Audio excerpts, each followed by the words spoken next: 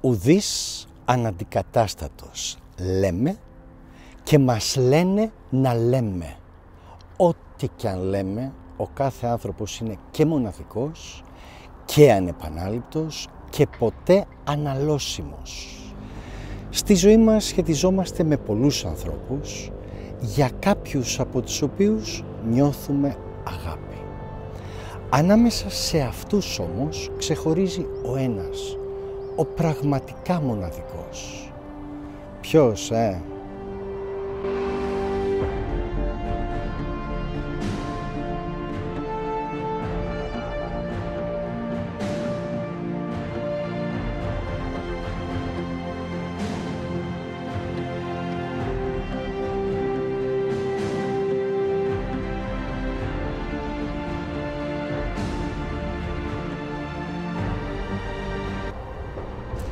Η απάντηση στις προσευχές μας.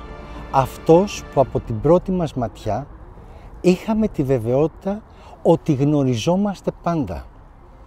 Αλλά τελικά δεν ήταν μόνο αυτό. Τι ήταν? Το άλλο μέρος της ψυχής μας. Η εφαρμογή του μία ψυχής σε δύο σώματα, όπως λέει ο Αριστοτέλης.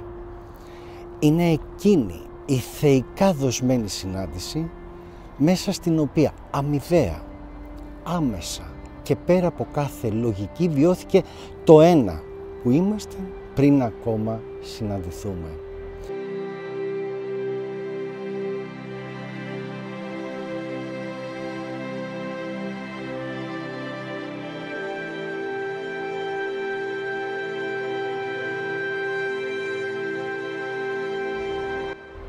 Είναι εκείνος που έγινε ο λόγος για να ξεκλειδώσει η αγάπη σου και εσύ έγινες η αιτία για να βρει την αλήθεια του.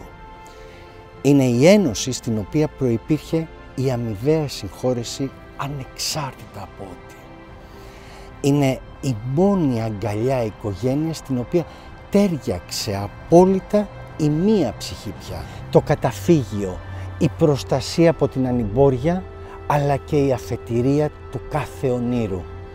Η κατάργηση της κάστρο-αυτοφυλακής και η τολμηρή ανάληψη της ευθύνης της κοινής ευτυχίας. Ανεξάρτητα από το πόσος χρόνος πέρασε, από το τι έγινε, ακόμα και την φυσική απόσταση, στις μυστικές ενεργειακές συνομιλίες σας έχουν ήδη γίνει οι αραβώνες καρδιάς, πετώντας το κλειδί για όποιον άλλο.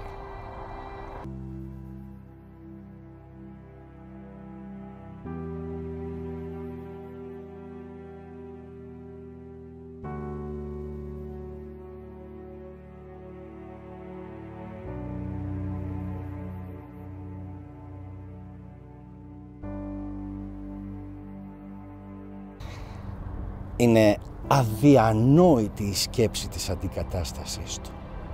Γιατί αλήθεια, μπορείς να αντικαταστείς την ψυχή σου?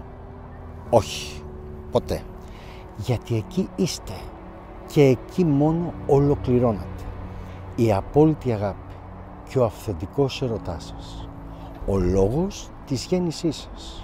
Υπάρχει μόνο το ένα και μόνο το μαζί και μόνο το για πάντα. Ναι, με πολύ αγάπη. Γιώργο.